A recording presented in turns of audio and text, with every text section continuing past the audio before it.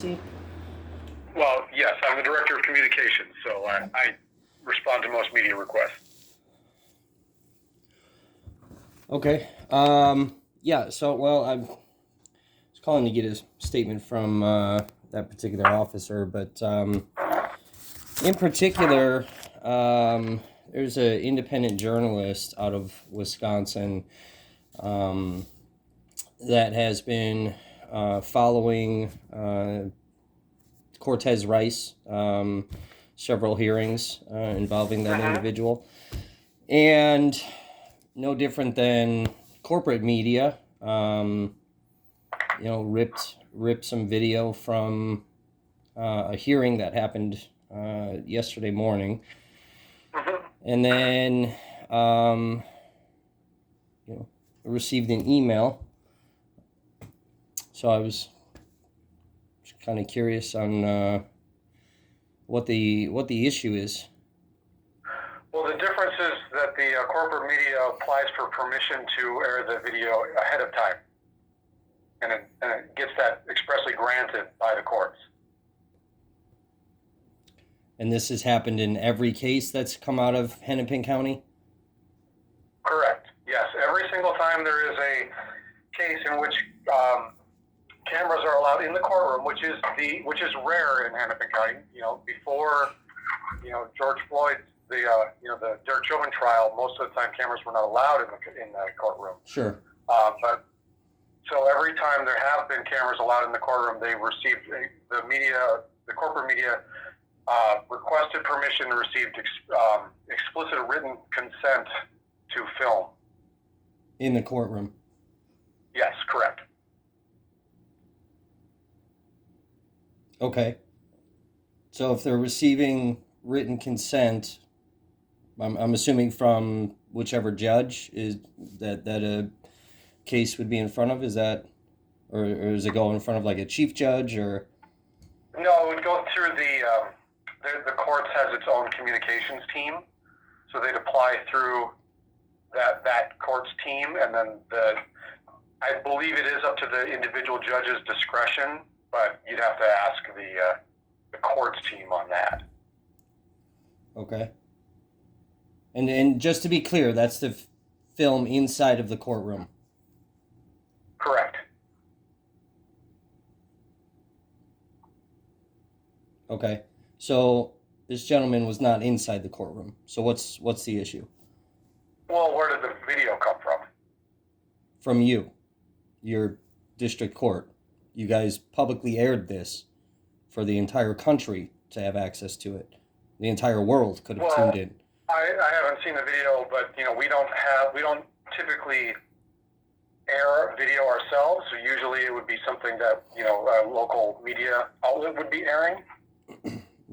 No. So in that case, the question would be, did the live streamer obtain consent from the media outlet? But again, I haven't seen the video in question, so I can't say where it was sourced from.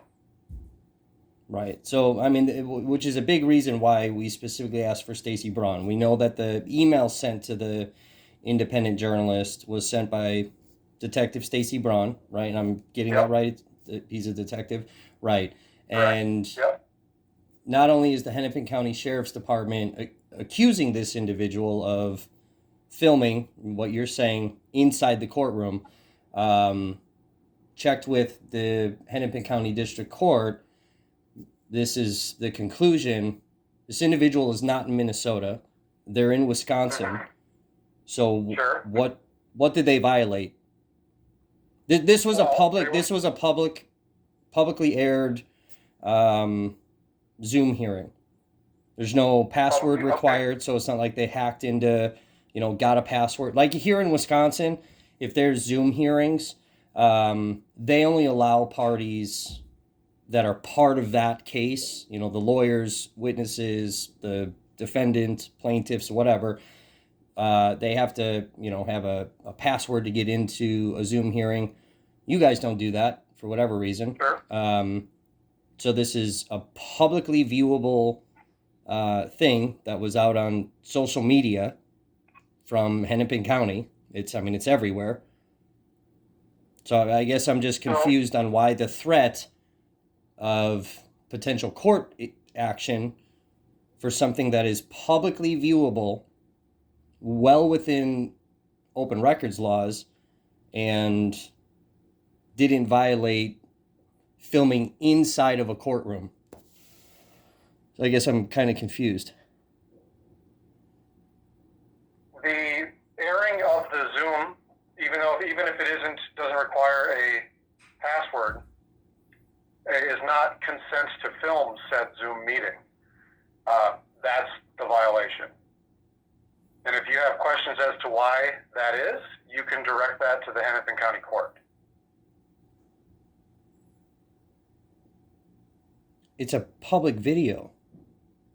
I don't make the rules, I'm just telling you the rule. Right, but you're a Hennepin County sheriff, right? I mean, we have the Constitution for a reason. This is a publicly viewable video that mainstream media, any media, can refer back to a video. If you guys already aired it, I mean, it's the same thing with body cam videos and dash cam and all of that type of stuff. If you guys already air something, there's no public protection from disclosure.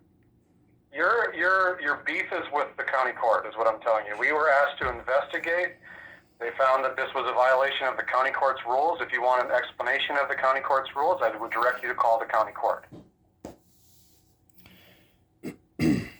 Could this have been? I'm going to ask you a direct question. So during this particular hearing, there's an allegation that the particular judge presiding over the case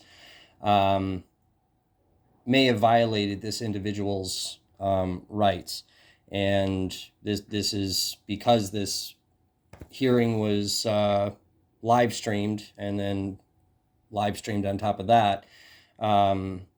That it went out, and is that more the reason why an independent journalist not protected under corporate media was targeted? I'm not going to speculate on any sort of reasons for anything. All I'm going to give you as an answer is the investigation found this was in violation of the county court's rules, and if you have a problem with the county court's rules, I can happily direct you to the county court. Okay. And what violation? What was the exact violation? There was no consent for this to be rebroadcast on your particular media outlet. Is that written down somewhere? Well, it sounded you were on the receiving end of this email, so you received the Minnesota Court Rule 4? No, No visual or audio recordings except the recording made as the official court record shall be taken in any courtroom. Now, I realize this talks specifically about the courtroom, but this is the rule that is justifying the use of Zoom recordings as well. Does it say that in there? Do you have this email? No, see, that's where maybe you missed that part. I'm not the person. I'm another journalist here in Wisconsin, writing about, or possibly writing about this incident. So no, I've seen the email, but that's why I'm asking you guys for comment. Well, I have no official comment other than I would direct you to the county court, because it really does seem to me that your issue is with the court's rules. But it's you guys that are investigating this and sending out targeted, I'm going to call them threats, to a journalist who has a First Amendment protected activity to, act in the public's eye. And you're telling me about a violation that specifically has to do with recording inside of a courtroom, which I think every journalist around the entire country knows better than to record inside of a courthouse anywhere, even in a public lobby, without some type of written permission. I think we're all well aware of that. But that's why I'm saying is, you guys, as the Hennepin County Sheriff's Department, are sending out these sort of targeted, potentially intimidating or threatening style emails that, hey, Mr. said journalist, you're in violation of rules for recording inside of a courtroom, yet you were never even in the state of Minnesota, but then trying to apply something additional on top of it. It just doesn't, it doesn't seem to make sense. And sure, while there may be questions for the district court, I'm just confused on why, if you guys are investigating this, you see what the rule says, that there's no videotaping inside of a courtroom, Right. and the journalist didn't do that. Why would there still be these kind of harassing emails sent out? You consider that we are asking the recording be removed from your Facebook page immediately as harassing? I've got the email in front of me. It seems pretty polite to me. My interpretation here, and again, I'm going to direct you to the county court for your further questions, is that we were asked by the county court to investigate a video rip that did not receive permission from the court. They sent along the rule that governs it. If you want to ask why, if they have a rule that more specifically covers video conferences versus in person, that is, again, a question for the court. You and I'm sure both understand that not every single rule and regulation in the state government has been updated to perfectly reflect the world that we live in COVID-19 times. So sure, but that's where we start with the best rules that we've got at the time. But that's where we start running into. Someone at the county court made the determination that Minnesota Court Rule 4 covers this particular instance and asked that we pass that along. You asked why we are targeting individual independent journalists.